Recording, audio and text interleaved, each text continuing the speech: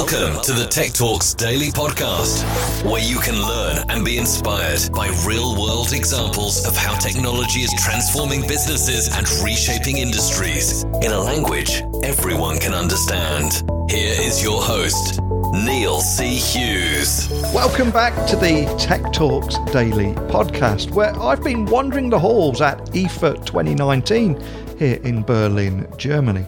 And the big three themes at IFA this year appear to be artificial intelligence, voice technology, and 5G connectivity.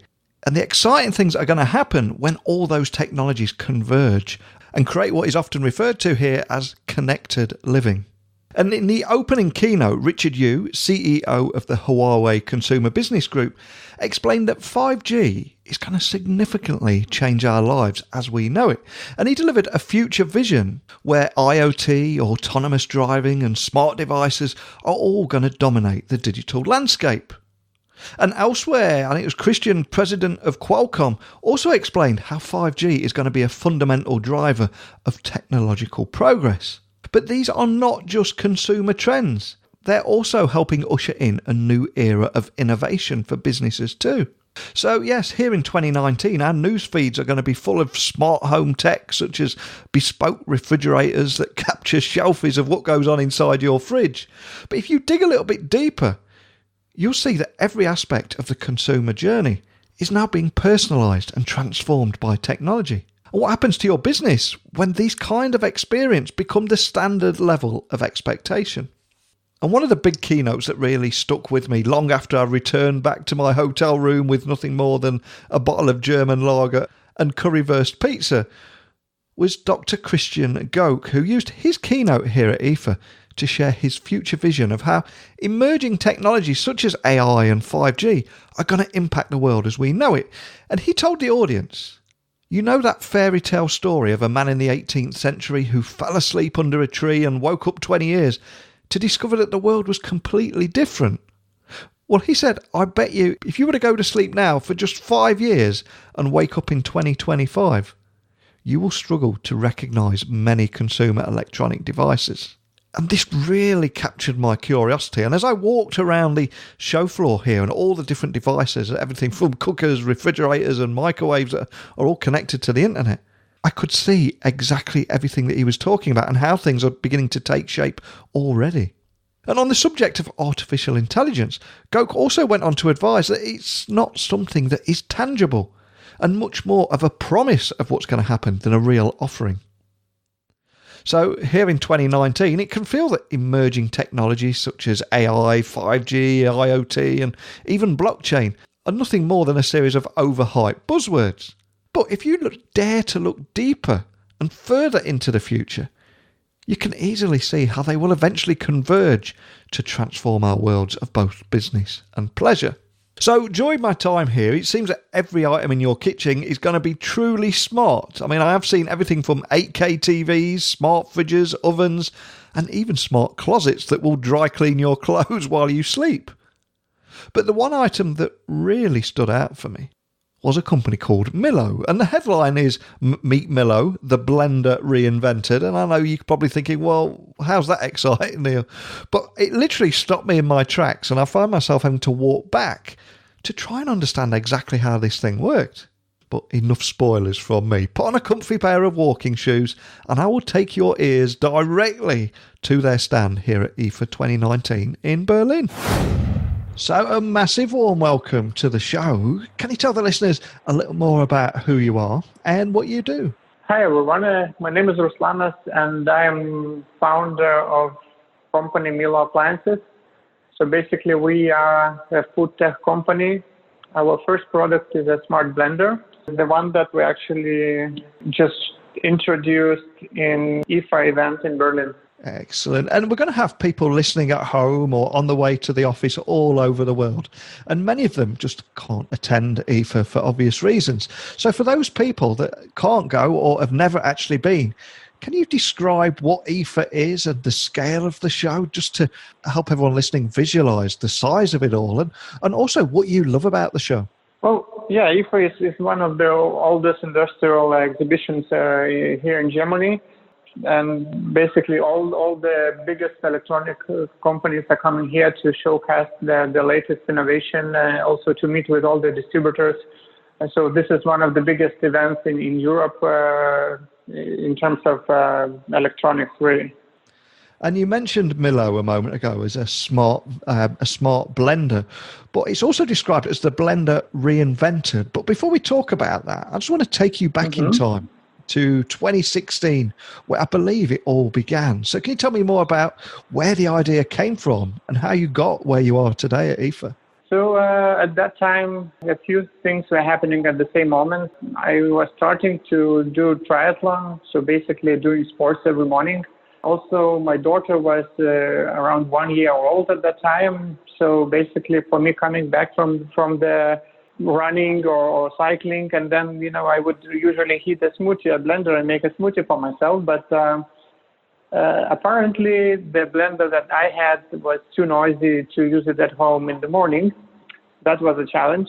So basically I started Googling why blenders are so loud and how to make them more quiet. And I was really surprised that up to this day there are no quiet blenders in the market. So this is the way how it all started. And I must admit, here at IFA, I think there's nearly 2,000 different stands there of anything and everything you can possibly imagine. And as someone that's walking around and checking these out, a lot of the time they very quickly blend, sorry for the pun there, but they blend into a very similar kind of experience. But I found myself walking past the Millo stand and it blew me away. And especially, I had to actually turn back upon myself to find out exactly how it worked. And what also blew me away is a video of it online where there's a guy on the tube making his own smoothie. So, I felt compelled to find how it works as well. So can you tell the listeners exactly what it is and what makes it different from all those other smoothie makers and blenders on the market and what makes it stand out? Sure. So it all started with an idea to create a more quieter blender. So the technology that was available and is available at this moment is basically it's a brushless motor, which is way more quieter comparing to other blenders, to other motors, sorry. And what happened later is that another invention, another innovative idea came to my mind is actually using the magnets to connect the base, the motor, and the rotating blades inside of the container.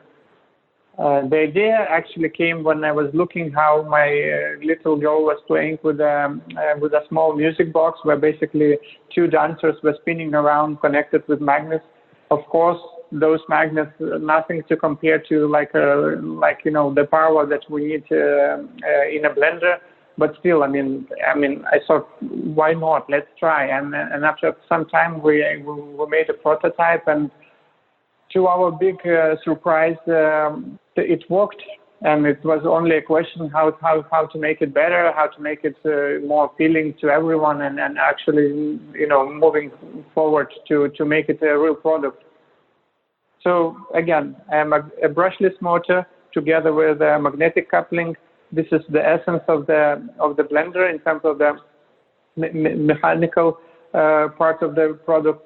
And as brushless motors, they require a sophisticated controls, basically a microprocessor that controls the motor. What we realized that we can take this data from the motor and understand what is happening inside of the container of the smoothie in a real time, which allows us to get control of the consistency of the drink we want to create. And for users, it means that from now on, it's not only what you put inside of the container when you're preparing a drink, but actually how you prepare it, how smooth you want your drink to be, or maybe you don't want to be smooth or stop somewhere in between.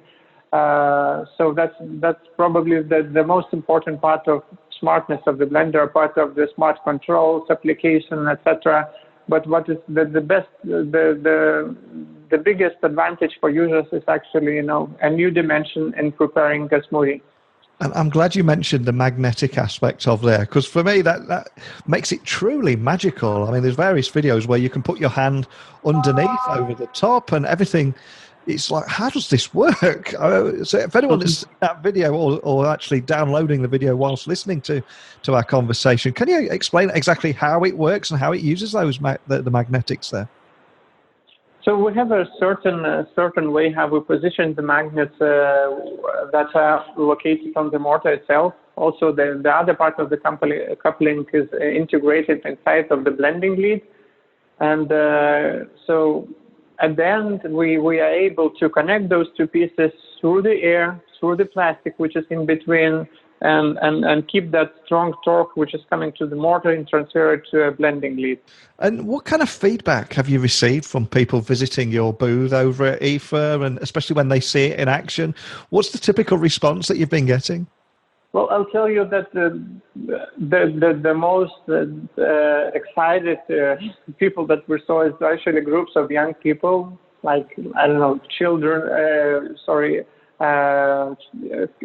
garden age children who, see the blender, and then you remove the cup, and they struggle to hide all the emotions, and you can see on the faces that they're really surprised and amazed, how it works. So yeah, people are surprised that this is possible, and then they have lots and lots of questions how it's working and so on. And for people that cannot attend that are listening today, I want you to imagine that they're at your booth right now. So we're going to bust out of the four walls at IFA and deliver that message with thousands and thousands of virtual people at your booth there. So what is the key message that you want people to walk away with? So our main goal is actually to create a gadget that would be used every day as an alternative to a fast food. So this option is to have a healthy fast food, right? So people are too busy today, and we have to adapt to this and basically to look for new technologies that can help. Also, the trends of moving from changing the way we eat and moving towards plant-based diet also. It means that this kind of devices will be very, very important in our daily life. So this is actually why we're making this device, just to help people to stay more healthy. And the way we would like to calculate the success of the company is actually number of people that are using Millo every day. So once we see million blends made today, this would be the biggest. The biggest recognition that we would like to receive. So I'll post a video on the blog post that accompanies this podcast, but can you advise how listeners can get their hands on one of these, and also how much is it going to cost them? So if you are lucky to live in Lithuania, at this moment we're showcasing the blender in one of the biggest mobile operators. Price-wise, this is probably one of the premium blenders you can get. So we will be starting at $449. This is due to small-scale production, and of course we will do everything possible to make it more affordable for everyone. And also, because it's a sophisticated technology inside, it does take a little bit of time to take a latest innovation and actually to adapt it and make it affordable to everyone. This is what we are working really hard right now. Excellent. And if there is any, not just customers listening, but if there are any investors or retailers or anyone wanting to find out more information, what's the best way of reaching you guys? I assume it's your website, and also the best way of contacting your team if they are left with any additional questions. Sure. We are welcome for any kind of contact. So basically our general mail is hello@getmillo.com. So just please write us, let's connect and then see what we can do together. Well, a huge thank you for taking the time to come away from the show floor and speak with me today. Having seen these thousands of vendors there all showcasing their products, I've seen so many different gimmicks and techniques to try and tempt people to their stands. But what I loved about what you've done now at Millo is you've traveled from Lithuania to go to IFA and showcase your product, but it's your product that's actually getting everybody into your stand there and generating the crowds and the interest without the need for any gimmicks. And I think that is a great on its own. But more than anything, just a big thank you for coming in on the show and joining me today. Thank you. My pleasure. I will add the videos to the blog post that will accompany this podcast episode over at techblogwriter.co.uk/Millo, so you can see exactly what I mean and see how it stopped me in my tracks and made me think, whoa, wait a minute, how does that work? In particular, there's a great video of a guy sat on a tube making himself a smoothie. I'd love to hear your thoughts after you've seen that video.